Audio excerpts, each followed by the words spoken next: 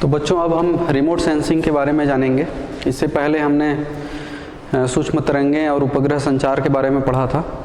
अब हम remote sensing के बारे में जानेंगे। रिमोट का मतलब ही होता है दूर, बहुत दूर, और इसको हिंदी में कहा जाता है सुदूर संवेदन। तो सबसे पहले परिभाषा देख लेते हैं। रिमोट सेंसिंग या मैंने अभी बताया कि इसको सुदूर संवेदन भी बोला जाता है। सुदूर संवेदन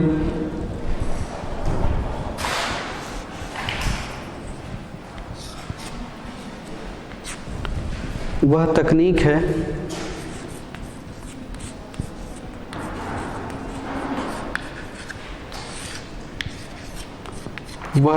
है जिसके द्वारा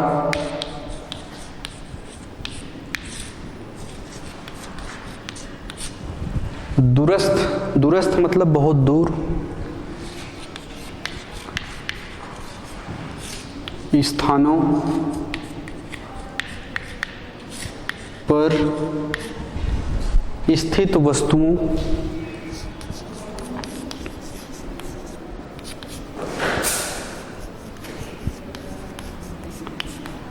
क्षेत्रों अथवा घटनाओं का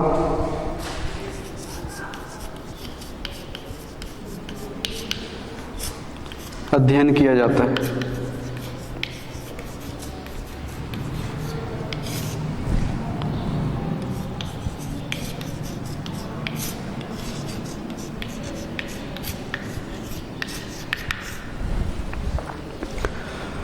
तो हमारा जो आज का टॉपिक है रिमोट सेंसिंग, हिंदी में इसको कहा जाता है सुदूर संवेदन।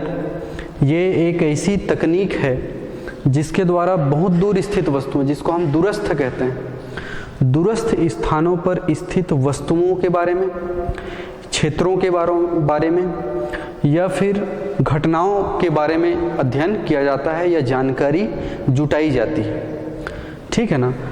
संक्षिप्त में हमको परिभाषा से समझ आ जाता है कि रिमोट सेंसिंग वास्तव में करता क्या है। जब भी रिमोट सेंसिंग के बारे में बात होगी तो किसी विशेष क्षेत्र के बारे में जानकारी हासिल किया जा सकता है।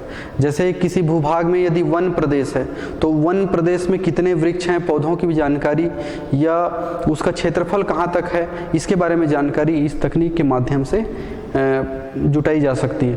तो रिमोट सेंसिंग या सुदूर संवेदन वह तकनीक है जिसके द्वारा दूरस्थ स्थानों पर स्थित वस्तुओं, क्षेत्रों या फिर घटनाओं का अध्ययन किया जाता है। इसकी जो प्रक्रिया होती है, रिमोट सेंसिंग प्रक्रिया, रिमोट सेंसिंग प्रक्रिया में वस्तुओं को भौतिक संपर्क किए बगैर उसके बारे में जानकारी हासिल की जाती है। वस्तुओं के भौतिक संपर्क किए बगैर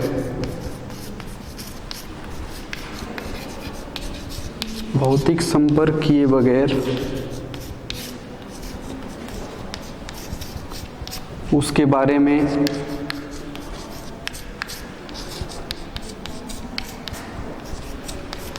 जानकारी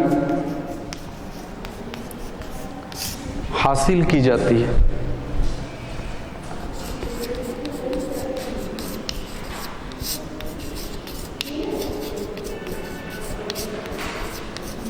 इसका अर्थ यह हुआ कि जैसे किसी भूभाग में वन प्रदेश है तो उसका घनत्व पता करना है या पौधे कितने हैं या वृक्ष किस तरह के हैं वो पता करना है, तो जरूरी नहीं है कि उसको टच किया जाए, उसको स्पर्श किया जाए। भौतिक संपर्क का मतलब होता है उसको टच करना या उसको संपर्क में लाना, तो उसकी जरूरत नहीं पड़ती इस तकनीक में।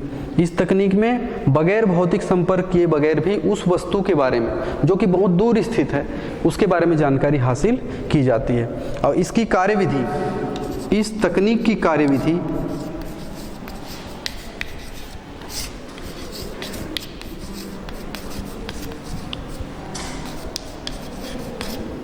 वस्तुओं के भौतिक गुणों पर आधारित होता है। वस्तुओं के भौतिक गुण। आपको मालूम होगा कि भौतिक गुण जैसे कि उसकी स्थिति कैसी है, हम जिस वस्तु के बारे में जानना चाह रहे हैं उसका क्या स्थिति है, कहाँ पर है वो, रंग कैसा है, उसकी आकृति कैसी है, या उसका तापमान वहाँ पर कितना है। तो ये सब भौतिक गुण हुए उन वस्तुओं का जिनके बारे में हम जानकारी हासिल करना चाहते हैं। किसके माध्यम से? रिमोट सेंसिंग के माध्यम से या इस तकनीक के माध्यम से। तो वस्तुओं के भौतिक गुणों पर आधारित होता है, ठीक है ना। मोटे मोटे तौर पर आप लोग समझ ही गए होंगे कि रिमोट सेंसिंग तकनीक या सुदूर संवेदन तकनीक के माध्यम से बहुत दूर स्थित वस्तुओं के बारे में या किसी विशेष क्षेत्र के बारे में या कोई घटना घटित हुई है, जैसे कोई विमान आप लोग देखते हैं क्रैश हो जाता है, हवाई जहाज हो या हेलीकॉप्टर हो, क्रैश हो जाता है, तो उसका मलबा कहाँ पर पड़ा हुआ है, इसको भी हम इस तकनीक के माध्यम से जान सकते हैं। तो मैंने जो पहला पॉइंट लिखा कि वस्तुओं के भौतिक संपर्क के बगैर हम जानकारी जुटा सकते हैं। दूसरी चीज़, इसकी जो कार्यविधि होती है वो वस्तुओं के भौतिक गुणों पर आधारित होती है। अब भाई विमान कहाँ पर पड़ा हुआ है ये पता लगाने के लिए उसका स्थिति, रंग के बारे में तो पता होना ज़रूरी है। तो इस तरह से ये काम करता है जो अपना रिमोट सेंसिंग तकनीक है या सुदूर संवेदन तकनीक है, ठीक है ना। अच्छा, दूसरी बात, जैसे हमने उपग्रह संचार में पढ़ा था, दो तरह के उपग्रह इस्तेमाल करते थे, निष्क्रिय उपग्रह और सक्रिय उपग्रह। रिमोट सेंसिंग तकनीक में भी कृत्रिम उपग्रह का उपयोग किया जाता है जिन्हें रिमोट सेंसिंग उपग्रह कहते हैं। रिमोट सेंसिंग तकनीक में भी कृत्रिम उपग्रहों का, ये मुख्य बिंदु हैं रिमोट सेंसिंग के, कृत्रिम उपग्रहों का उपयोग किया जाता है। उपयोग किया जाता है जिन्हें रिमोट सेंसिंग उपग्रह कहते हैं, जिन्हें रिमोट सेंसिंग उपग्रह कहते हैं, ठीक है ना, जिन्हें रिमोट सेंसिंग उपग्रह कहते हैं। तो रिमोट सेंसिंग तकनीक में भी कृत्रिम उपग्रहों का सहारा लेना पड़ता है। बगैर कृत्रिम उपग्रह के बगैर कहाँ पर विमान है कैसे पता चलेगा यदि वो क्रैश हुआ है तो, ठीक है ना। या किसी विशेष भूभाग के बारे में जानना है तो उसके स्थिति के बारे में भी कृत्रिम उपग्रह मदद करेगा। तो इस तकनीक में कृत्रिम उपग्रहों का उपयोग किया जाता है जिन्हें रिमोट सेंसिंग उपग्रह कहते हैं।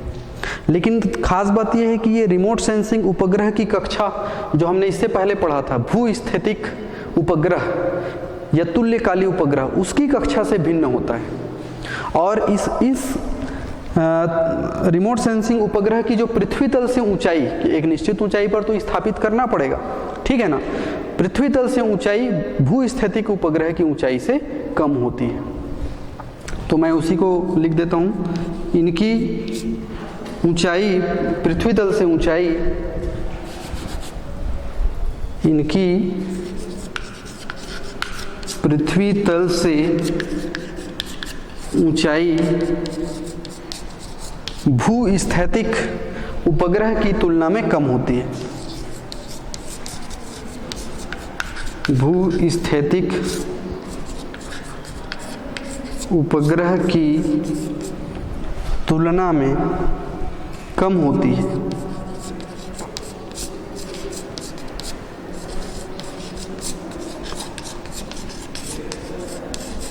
ठीक है ना।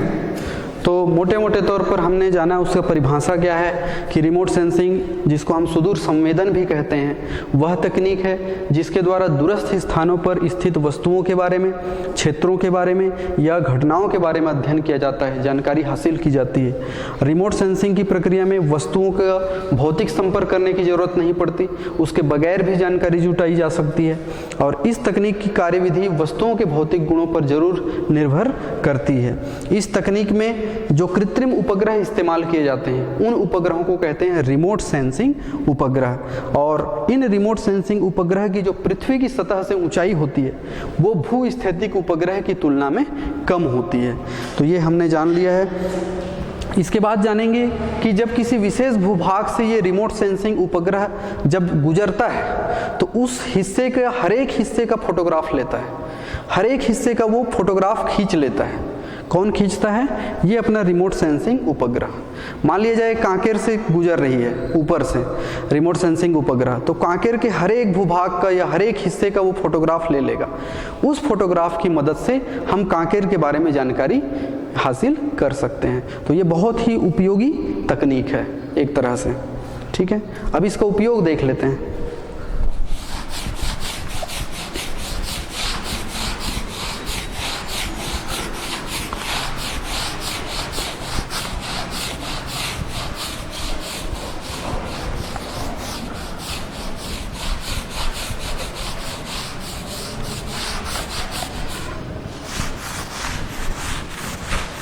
रिमोट सेंसिंग तकनीक के क्या क्या उपयोग हो सकते हैं और हमारे इंडिया ने, हमारे भारत ने अभी तक जो रिमोट सेंसिंग उपग्रह निर्माण किए हैं उनमें से कुछ एक के नाम भी हमको मालूम होने चाहिए।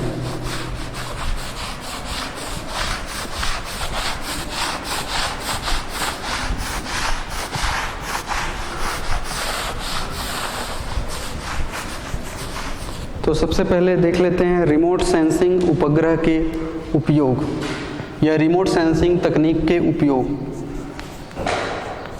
रिमोट सेंसिंग तकनीक के उपयोग, क्या क्या उपयोग हो सकते हैं इसके बारे में भी हम जान लेते हैं। जैसे पृथ्वी का कोई बड़ा भूभाग है तो उस बड़े भूभाग के यदि मानचित्र हमको तैयार करना है, आपने ग्लोब में देखा होगा मानचित्र कि भारत का मानचित्र अलग है, पाकिस्तान का अलग है, अफगानिस्तान का अलग मानचित्र है, अलग अलग देश का अलग अलग मानचित्र है। तो उपयोग यदि हम देखना चाहें तो पहला उपयोग हम कह सकते हैं पृथ्वी के किसी बड़े भूभाग का मानचित्र बनाने में,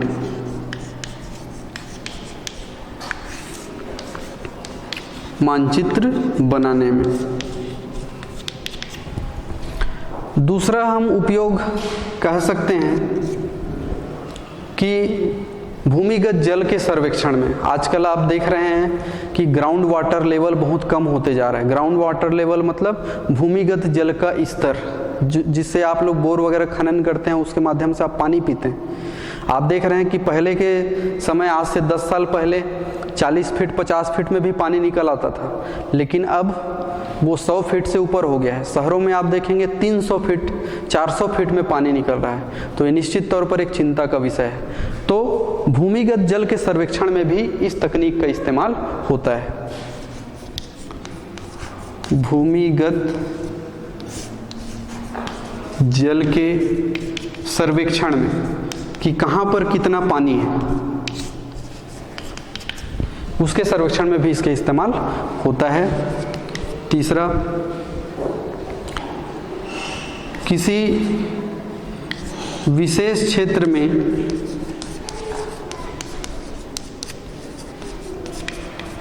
आच्छादित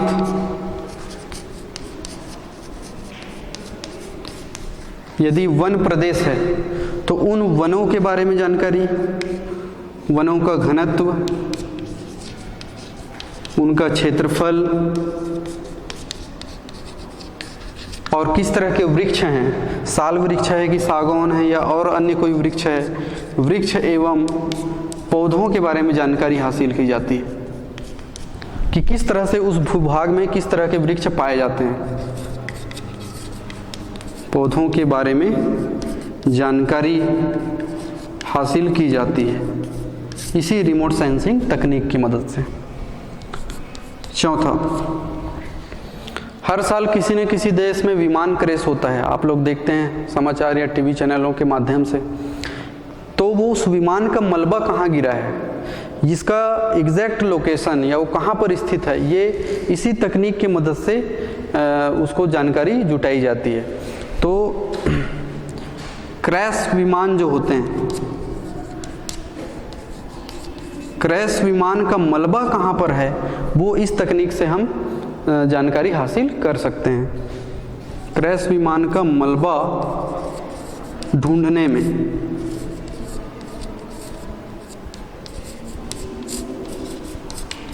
ठीक है। मौसम का पूर्वानुमान लगाने में भी हम इसका इस्तेमाल करते हैं। मौसम का पूर्वानुमान लगाने में भी हम रिमोट सेंसिंग तकनीक का सहारा लेते हैं। कृषि एवं सूखे की जानकारी भी हम इससे ले सकते हैं। कृषि एवं सूखे से संबंधित, यदि सूखा पड़ गया तो भी इसकी जानकारी हम इस तकनीक से हासिल कर सकते हैं, जानकारी जुटाने में। ठीक है ना। एक आता और देख सकते हैं कि पर्यावरण के संबंध में जानकारी।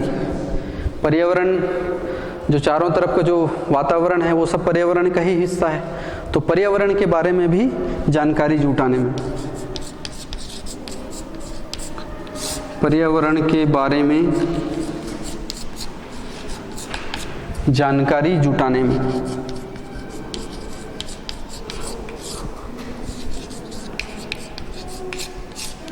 और भी बहुत सारे इसके उपयोग हैं रिमोट सेंसिंग तकनीक के।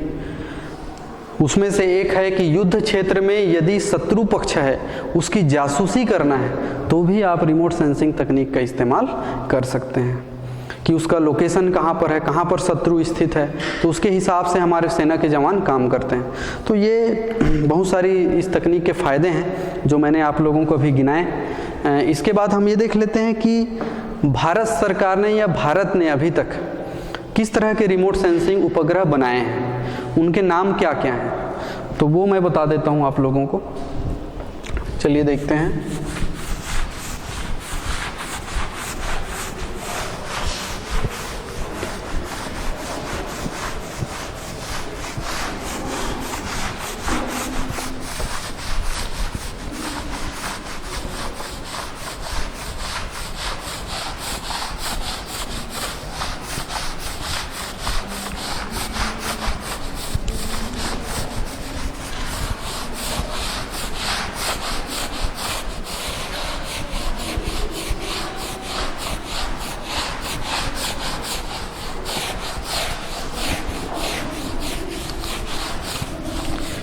अभी तक भारत की तरफ से जो रिमोट सेंसिंग उपग्रह बनाए गए हैं उनमें से कुछ एक के उदाहरण आप लोगों को पता होने चाहिए, जैसे IRS-1A, ये जो मैं नाम लिख रहा हूँ IRS-1A, ये रिमोट सेंसिंग उपग्रह है।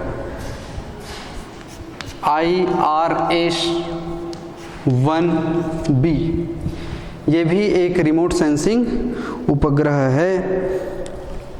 उसी तरह से IRS-1C ये सभी रिमोट सेंसिंग उपग्रह हैं।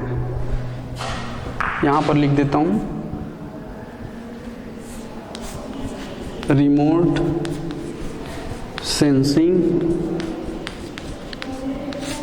उपग्रह, ठीक है ना। तो ये भारत की तरफ से जो रिमोट सेंसिंग उपग्रह बनाए गए हैं उसके कुछ उदाहरण हैं IRS 1A, IRS 1B, IRS 1C। तो शॉर्ट में यदि संक्षिप्त में मैं कहना चाहूँ तो रिमोट सेंसिंग को हिंदी में कहते हैं सुदूर संवेदन।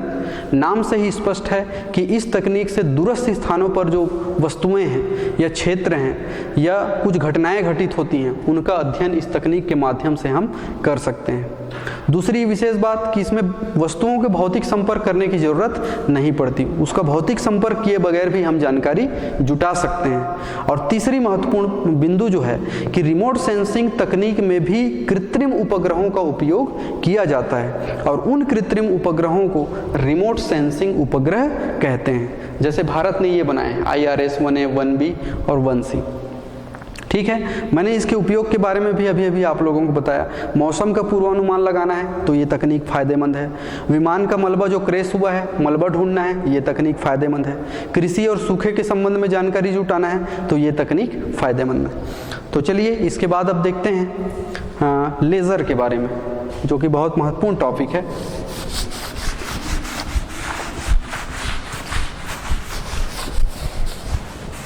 लेज़र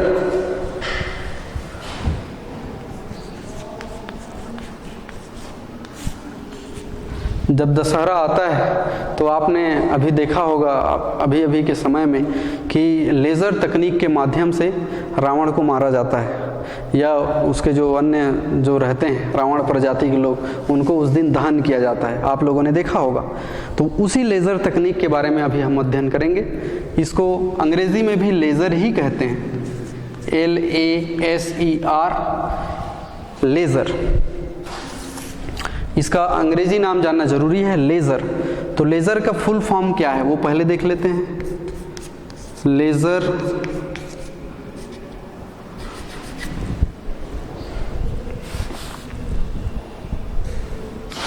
इसका फुल फॉर्म यदि हम देखें, लाइट, L से लाइट, A से एम्प्लीफिकेशन, लाइट एम्प्लीफिकेशन बाई, यहाँ पर बाई आ जाएगा BY, S से stimulated,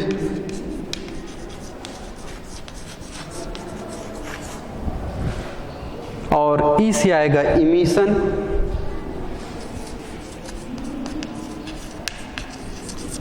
stimulated emission of radiation. ठीक है ना। तो लेज़र का फुल फॉर्म ये हो गया, light amplification by stimulated emission of radiation.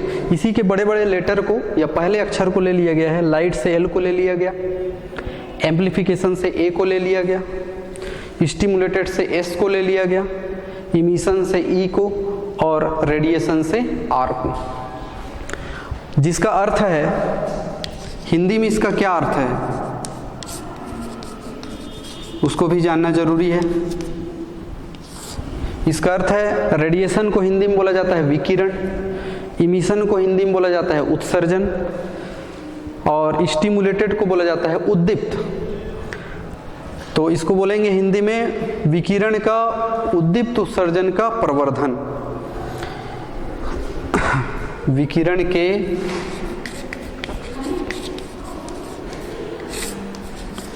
उद्दीप्त उत्सर्जन द्वारा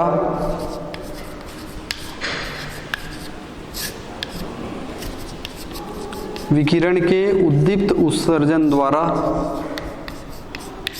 प्रकाश का प्रवर्धन।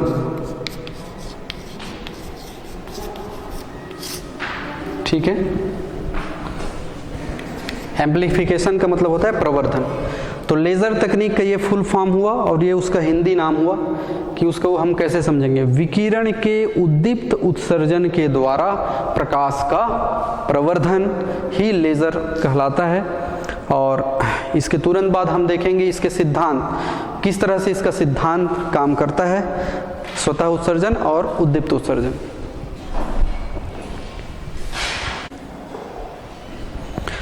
तो हमने अभी अभी लेज़र के बारे में जाना कि लेज़र का फुल फॉर्म होता है light amplification by stimulated emission of radiation, जिसका मतलब होता है विकिरण के उद्दीप्त उत्सर्जन द्वारा प्रकाश का प्रवर्धन।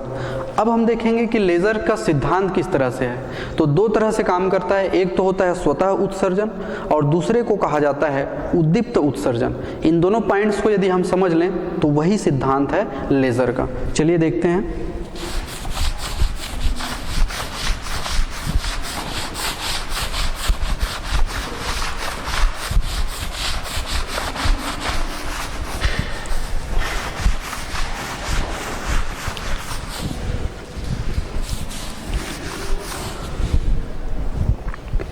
लेज़र का सिद्धांत।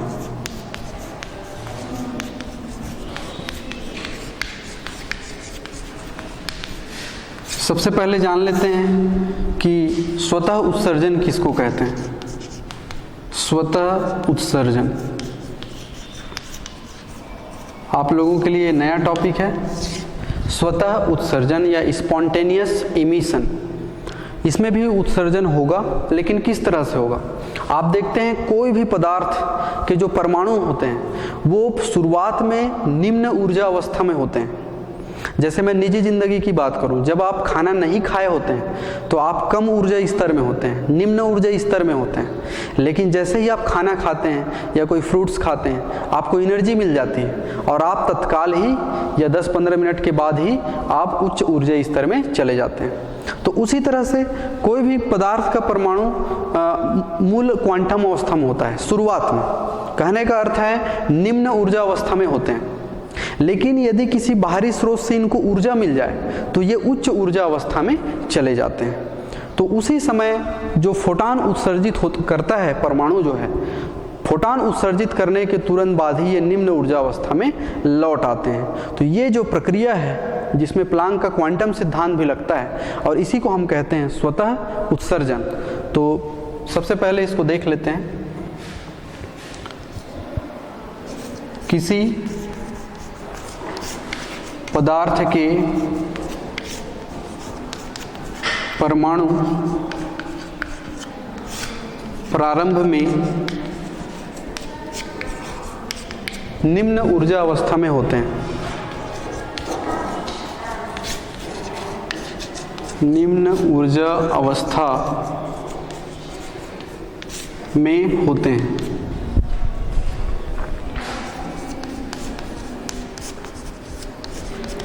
ठीक है, कोई भी परमाणु किसी पदार्थ का प्रारंभ में निम्न ऊर्जा अवस्था में होते हैं यदि किसी स्रोत से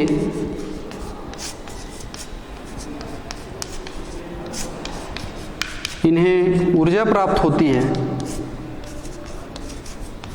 ऊर्जा प्राप्त होती है तो परमाणु ऊर्जा का अवशोषण करके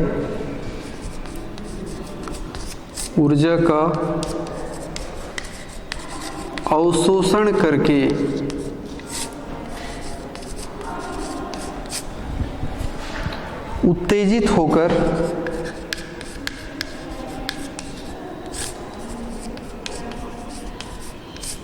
उच्च ऊर्जा अवस्था में चले जाते हैं।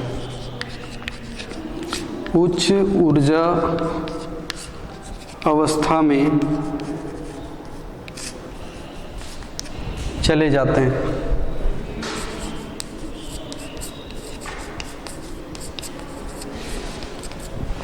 ठीक है, यदि किसी स्रोत से इन्हें ऊर्जा प्राप्त होती है तो परमाणु उस ऊर्जा का अवशोषण करके उत्तेजित होकर उच्च ऊर्जा अवस्था में चले जाते हैं। उच्च ऊर्जा अवस्था में ये परमाणु बहुत कम समय तक रहते हैं। उच्च ऊर्जा अवस्था में ये परमाणु बहुत अल्प समय तक रहते हैं। यदि मैं वो टाइम बताऊं तो लगभग 10⁻⁸ सेकेंड, सेकेंड को एस से दिखाया हूँ। उच्च ऊर्जावस्था में तो चले तो गए परमाणु, लेकिन बहुत अल्प समय तक ही रहते हैं।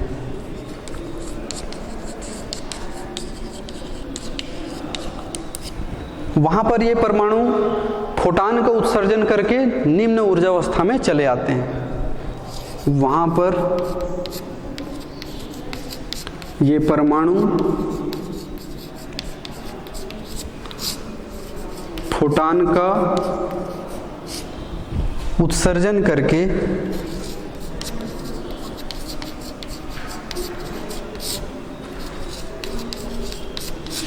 निम्न ऊर्जा अवस्था में लौट आते हैं। निम्न ऊर्जा अवस्था में लौट आते हैं, ठीक है ना। तो परमाणु पहले निम्न ऊर्जा अवस्था में था, बाहरी स्रोत से ऊर्जा प्राप्त करके उच्च ऊर्जा अवस्था में गया।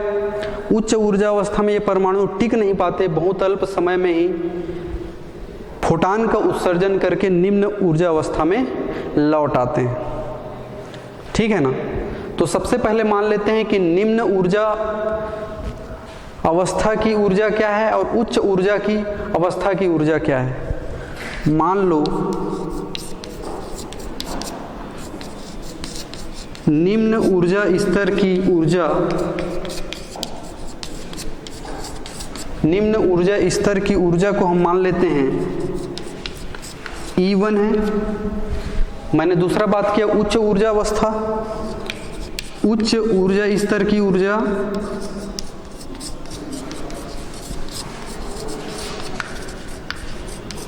E2 मान लेते हैं थोड़ी देर के लिए। तथा मैंने ये भी बोला कि फोटान का उत्सर्जन किया है, तो फोटान की आवृत्ति भी मान लेते हैं। तथा उत्सर्जित फोटान की आवृत्ति, उत्सर्जित फोटान की आवृत्ति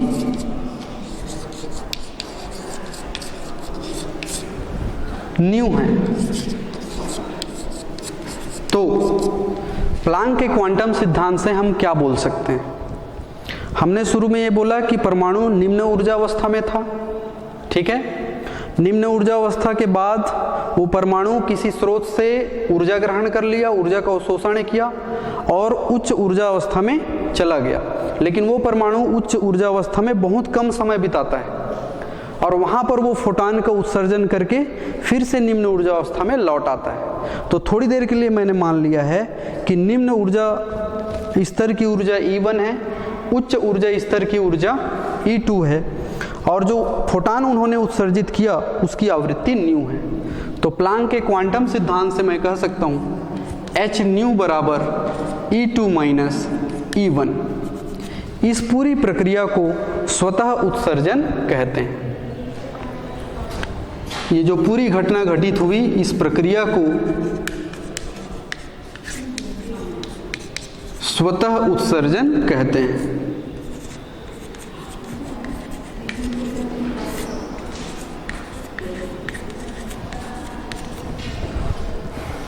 ठीक है। इसके बाद हम देखेंगे दूसरा जो सिद्धांत है लेजर का, जिसको हम उद्दीप्त उत्सर्जन कहते हैं। इसको मिटा दिया जाए।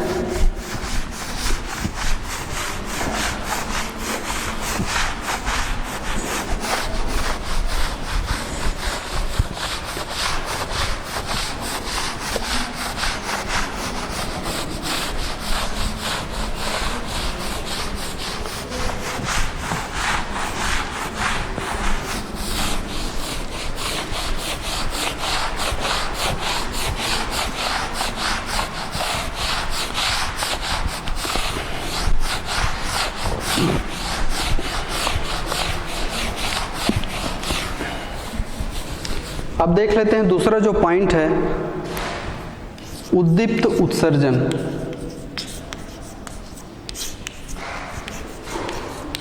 इसको आप लोग समझ लेंगे। यदि आपने स्वतः उत्सर्जन को समझ लिया तो इसे भी समझ लिया। मान लेते हैं कि परमाणु उच्च ऊर्जा अवस्था E2 में पहले से है। मान लिया जाए परमाणु उच्च ऊर्जा अवस्था E2 में पहले से है, तो ये यदि इस परमाणु पर E2 माइनस E1 की फोटान आपतित हो जाए, E2 माइनस E1 ऊर्जा की फोटान आपतित हो जाए तो कुछ समय के बाद ये निम्न ऊर्जा अवस्था में चला जाता है। तो इस तरह का जो उत्सर्जन है ये उद्दीप्त उत्सर्जन है। लेकिन फर्क क्या है स्वतः उत्सर्जन के साथ? स्वतः उत्सर्जन में हमने देखा जब परमाणु उच्च ऊर्जा अवस्था में गया था तो बहुत कम समय तक रहा था। यहाँ पर ये भी बहुत कम समय में रहेगा, इवन स्वतः उत्सर्जन से भी कम समय में ये हो जाता है। स्वतः उत्सर्जन होने में जितना समय लगता है ना, उससे भी कम समय उद्दीप्त उत्सर्जन में लगता है। तो ये दूसरा जो सिद्धांत है, इसको हम तीनों को चित्र के माध्यम से कैसे समझेंगे? चलिए आते हैं चित्र पे। आप 6 इस तरह से ड्रॉ करेंगे।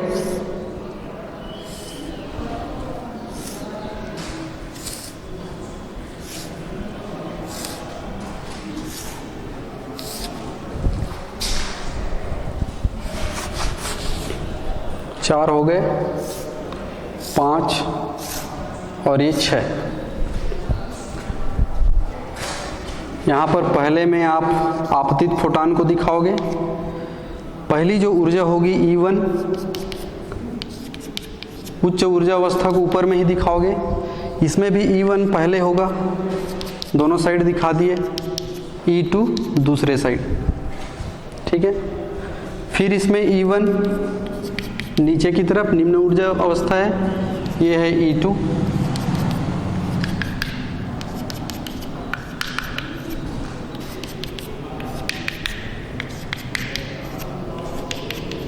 इस तरह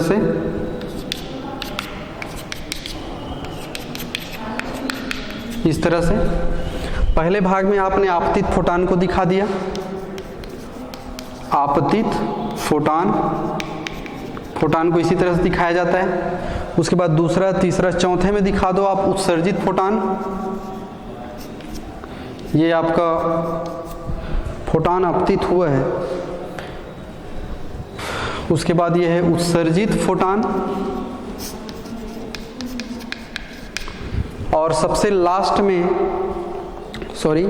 पांचवें में भी आप दिखा दो आपतित फोटान।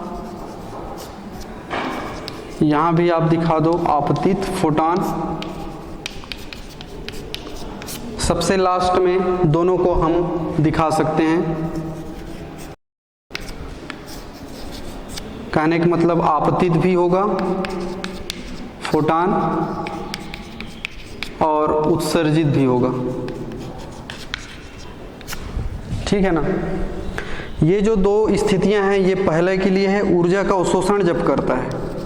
परमाणु जब निम्न अवस्था में होता है तो ऊर्जा का अवशोषण करता है, उसके लिए उसको फोटान चाहिए, फोटान से उसको ऊर्जा मिल जाती है। दूसरी स्थिति में उस फोटान का उत्सर्जन करके निम्न अवस्था में वापिस आता है, तो ये स्वतः उत्सर्जन है।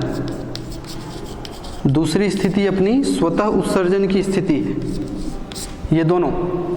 और तीसरी वाली स्थिति उद्दीप्त उत्सर्जन है, ठीक है ना। पहले परमाणु कहाँ रहता है? निम्न ऊर्जा अवस्था में रहता है, आप लोगों को मालूम है। ये देख रहे हैं, ये परमाणु पहले निम्न ऊर्जा अवस्था में होता था। निम्न ऊर्जा अवस्था मतलब E1 में फोटान को अवशोषित करके उच्च ऊर्जा अवस्था में जाएगा, तो ये हो गया ऊर्जा का अवशोषण। उसके बाद स्वतः उत्सर्जन में पहले से ही वो उच्च ऊर्जा स्तर में चला गया है, फोटान उत्सर्जित करेगा तो निम्न में आ जाता है, ठीक है। उसके बाद फिर से आपतित फोटान दूसरी स्थिति में फिर से दोनों को वो मुक्त करेगा। तो इस तरह से ये हमारा लेज़र का सिद्धांत काम करता है, जिसमें विकिरण का उत्सर्जन होता है। स्वतः उत्सर्जन के माध्यम से भी हमने समझा और उद्दीप्त उत्सर्जन के माध्यम से भी हमने जाना। लेज़र वैसे तो एक ऐसी प्रक्रिया है जिसमें एक तीव्र, एक वर्णी, समानांतर और कला संबंध प्रकाश स्रोत प्राप्त किया जाता है। आपने कला संबंध प्रकाश स्रोत के बारे में तरंग प्रकाशिकी में भी पढ़ा होगा, ठीक है। तो ये लेज़र रहा और लेज़र के सिद्धांत रहे। बहुत बहुत धन्यवाद।